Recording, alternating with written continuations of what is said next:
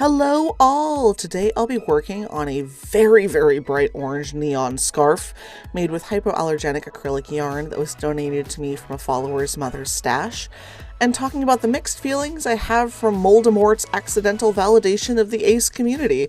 I hope you enjoy. My name is Took. I'm a disabled genderqueer weaver who's had life take odd turns, but who knows that even tattered and worn yarn still has value, and that tired joints and health flares don't have to stop the journey. I weave exclusively with secondhand fibers, aided with adaptive warping, HR and OSHA cats, and a wonderful found family.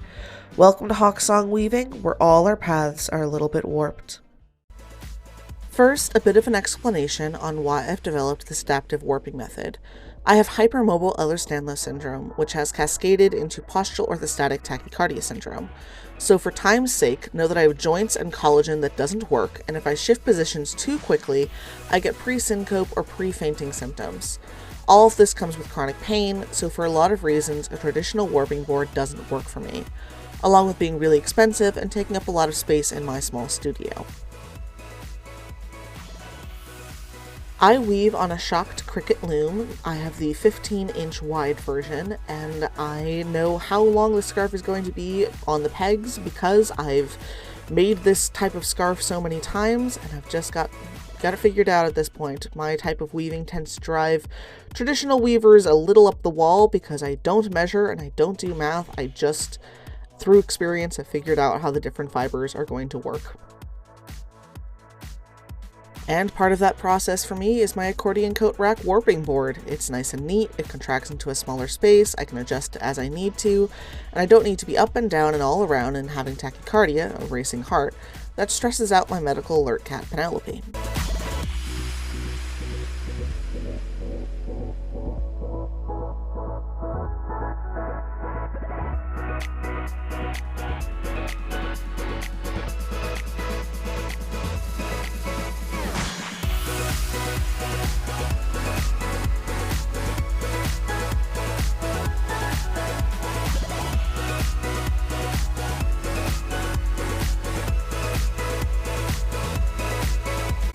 I'm honestly not sure about this viewing angle for this camera. My phone was about to die, so I needed to have it plugged in, and my cord is not the longest, which is why you're getting this particular angle this time. Let me know in the comments if you prefer this angle or my usual one, and I will see what I can do to accommodate. I will say that I kept bumping into the tripod, so this may not be a good option long term.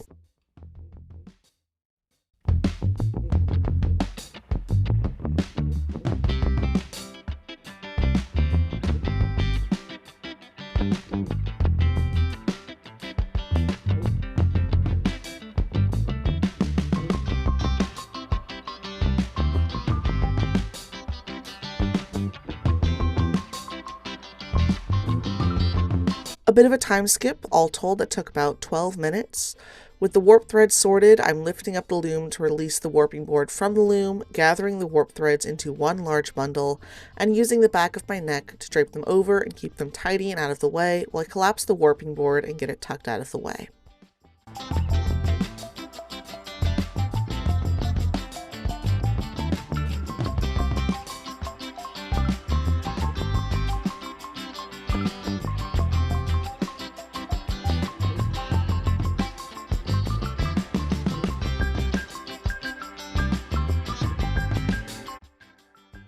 I use terry cloth towels to cushion the warp threads. This helps prevent the finished weaving from being tighter at the ends and looser in the middle, creating a sort of sausage profile in the weaving.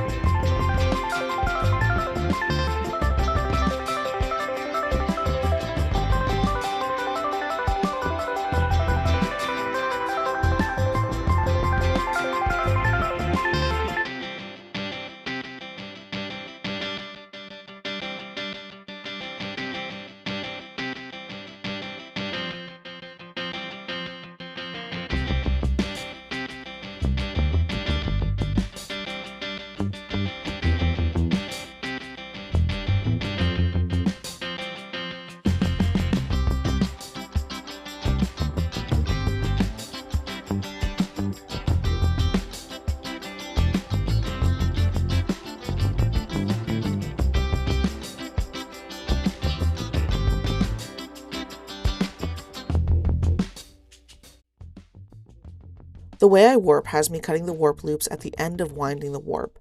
This is what's easiest on my body. It won't work for everyone, but that's okay.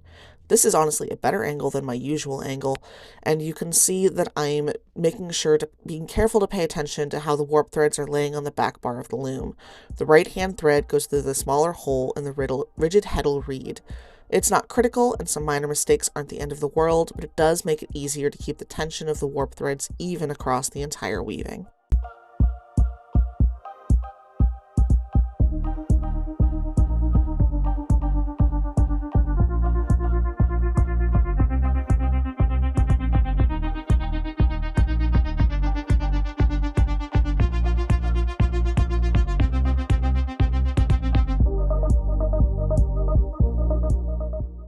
I'd like to thank you for watching. If you'd like to support my work, some free ways to do that are to like, subscribe, or follow, and share.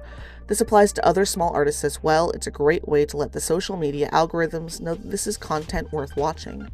If you'd like to support me financially, there's a Buy Me a Coffee linked below, which acts as sort of a tip jar. Also, now that there are so many of you absolutely fantastic and wonderful subscribers, I've been able to link the online Hawksong Weaving shop, so feel free to check out the unique handwoven products. This next bit is absolutely a joke, but just in case, in this economy, I won't say no. For $1,000 a month, you can tell me that I'm not actually disabled, I'm just lazy, and to try whatever yoga, juice cleanse, snake oil nonsense fixed your cousin. Turmeric involved or not. Feel free to message me, and I'll get you my payment deets. I take Cash App, Venmo, and PayPal for this nonsense. And there's an exciting thing in the works. Some friends and I have started a new nonprofit, the Mill River Marginalized Artists Collective, or MIRMAC. We provide support, resources, and opportunities for marginalized artists, by marginalized artists, and our supporters. Right now, we're focusing on the Vending for You program, where we apply to, advertise for, and attend on behalf of other marginalized artists and ourselves, and our community resource night, held at our office with food, art supplies, and clothing available on a donate as you can, free if you can't basis. I'll attach all of the links down below. One of the best ways to help is to follow and share everything we post in order to get our content past the algorithm suppression. Because our existence has been deemed quote-unquote political, and apps like Insta aren't going to share our work as easily. The other way is the MIRMAC Patreon, and if 80 of my currently 2,400 subscribers signed up for the lowest bar of $3, we'd have our monthly office rent fully covered, which would drastically decrease stress on the nonprofit leaders, i.e. me and my friends. A lot of the grants we were counting on no longer exist, as MIRMAC is full of folks that the US government would rather not exist. As of right now, MIRMAC is entirely funded by donations and entirely worked on and fueled by volunteers. And so far, we've made over $800 for folks at the markets, and that's $800 that these artists were not going to have otherwise. So this is something that's really genuinely making a significant financial improvement for our artists. And if you're able to help, it would be really appreciated.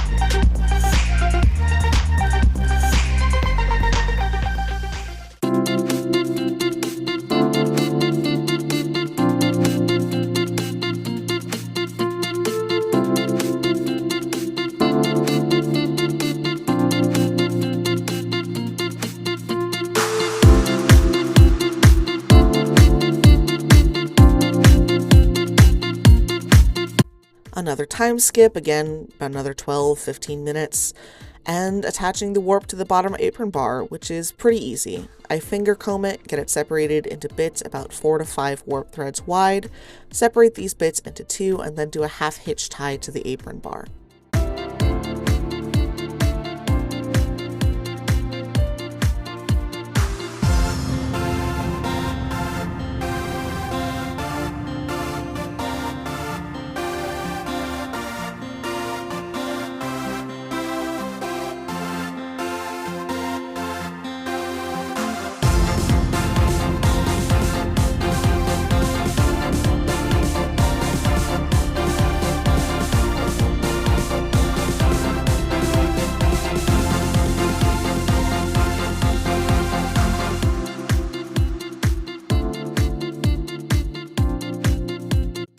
If your fingertips or fingers or wrists are hypermobile, you're going to want to be super careful and just be very careful that you don't overextend something with this. It's the type of movement that if you've got hypermobile fingertips, especially hypermobile thumb tips, you're gonna overextend your fingers pretty easily, and that hurts and builds up arthritis. So just be careful and do as I say, not as I do. It took me far too long to figure out what was going on.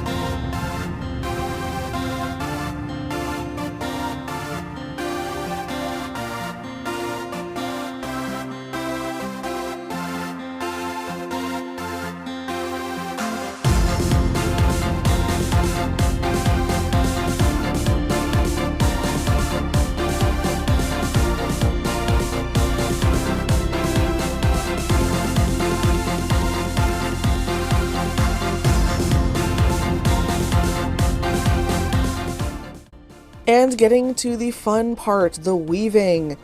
This was so orange. This was so eye-searingly neon orange. And a la the song The Tale of the Lesbian Hunter by Vinnie Marchi, if you can prove that you are an ethical lesbian hunter, this scarf is half off. I have so decreed. Also, if you haven't heard that song, it's The Tale of the Lesbian Hunter by Vinnie Marchi. It's hilarious and delightful, and I adore it. Please go give him a follow, I guess. He also has other hits as The Sad Alpha Man. And yeah, it's just delightful parody, but like, very good songs.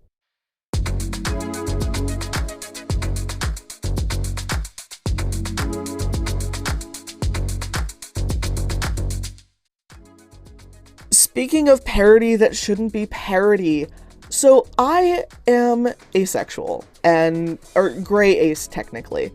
I will occasionally get inklings, but nothing that I actually want to act on. And I'm incredibly fortunate that I'm, polyamorous and that I've got partners who understand that I don't like sticky adult activities.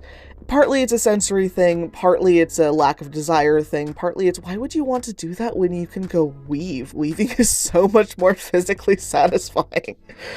But I did not know, I as an ace person did not know that there was an international ace day of visibility. This had never crossed my radar before.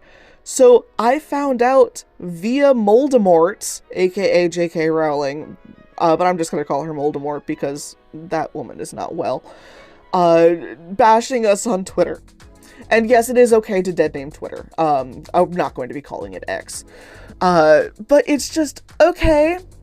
I didn't know that this existed until she started hating on us. And the discourse around whether or not ace people are validly part of the LGBTQ community is 10 plus years old. This is such a cold take. This is such a congealed take. This is fried chicken in the fridge that's got that weird jelly collagen stuff on it level of cold take.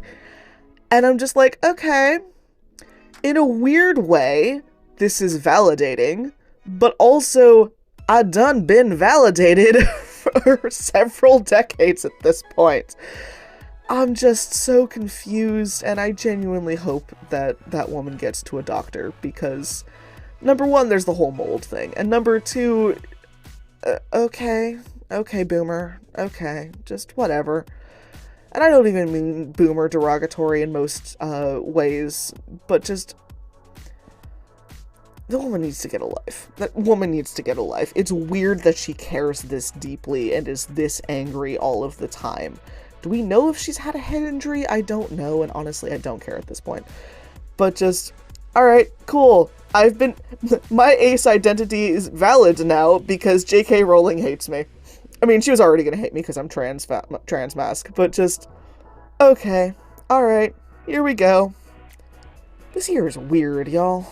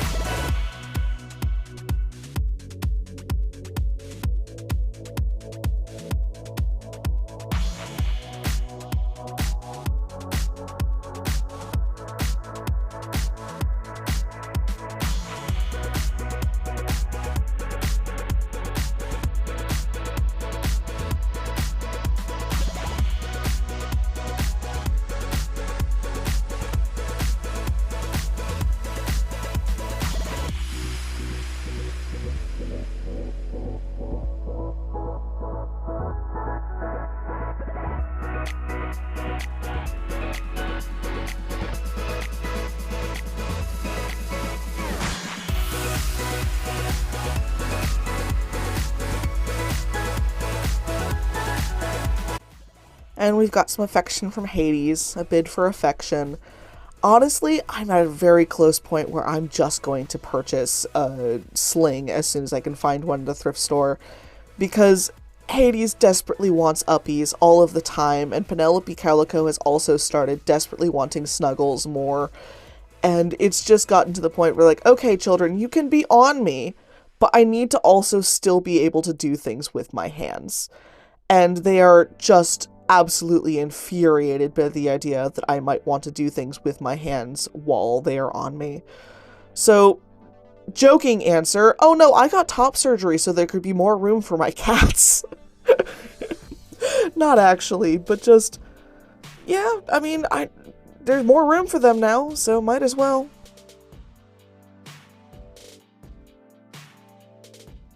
Now tying off the scarf fringes. It's a little bit longer of a fringe than I would prefer, but I ran out of the neon yarn, so here we go. I'm glad I did that particular bar down at the beginning.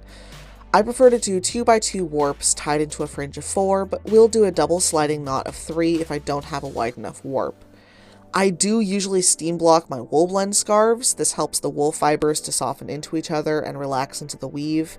Without blocking, you can get wrinkles because the weave tends to be stiff without the added heat and water.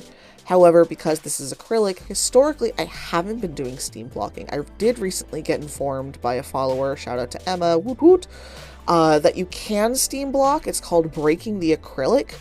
However, at this point in this weaving, I had not found my iron. I was looking for it everywhere, was very confused as to where it might have gone.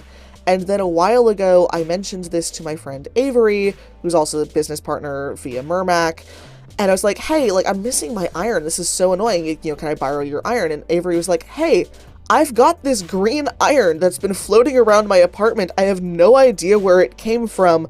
Is this yours? And I'm like, yes, that is absolutely my iron. Can I have it back, please? So Avery did what Avery does, which is drop by and bring baked goods along with whatever he was returning to me. Avery is absolutely adored by the Goth IT worker's cat, Belith. She does not appear much on this channel because she does not like me. She's fairly convinced that I'm constantly bringing home bombs in the form of yarn, and she doesn't like me. She adores her mother, and that is her primary purpose in our household, so that's great. But she also is deeply upset with me because I keep convincing her mother to go through door. She does not like door. Door is dangerous. Mother should stay home at all times where she can be guarded. But she does really like Avery and views Avery as her pet. to the point that when Avery stops by and does not have the time to give Belith a full scritch, Belith gets deeply upset of, where did my pet go? You are not done being a ambulatory semi-sentient scratching post and or scritch dispenser. Get back here. And I just, the entire dynamic that they have, because Avery's husband, August, loves Belith and wants Belith to love him back so hard, which makes Belith go, ew, you're too needy, I don't like you.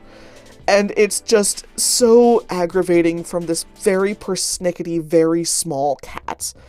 And I just wanted to share that deep amusement.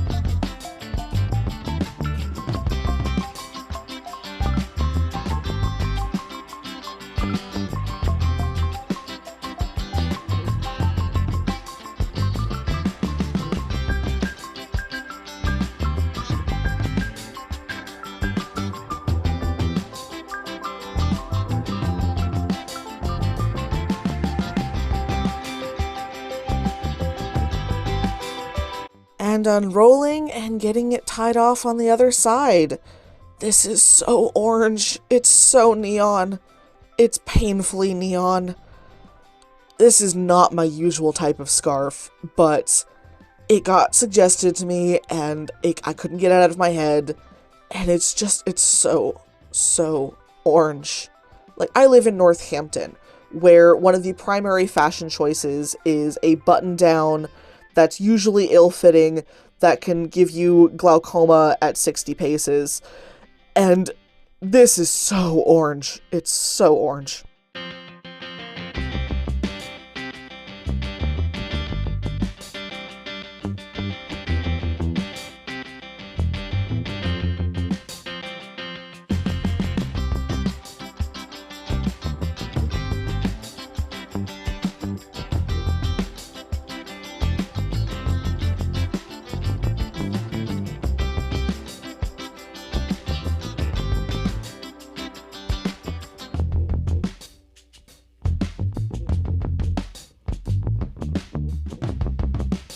Now eyeballing the length of fringe that I want and using the don't ask me how much I spent on these good shears and trimming it.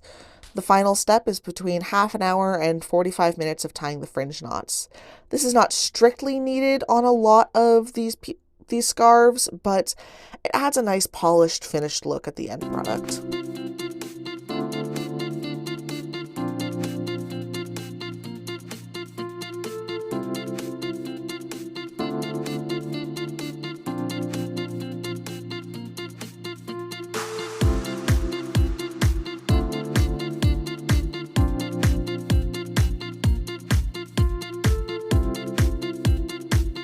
The scraps will end up being used as stuffing for my scrappy scented sachets, which helps keep this entire process zero waste.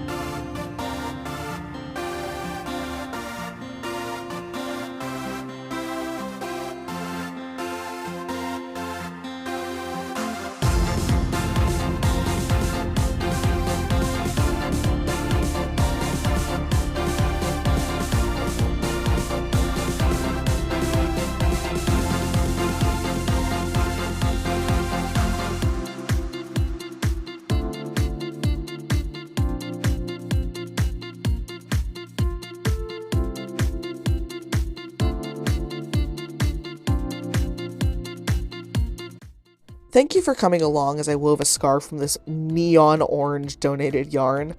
I'm so glad for the odd turn that your path took that brought you here. Thank you for spending time with me at Hawksong Weaving, where we're all a bit warped, and I hope that you have a truly excellent week.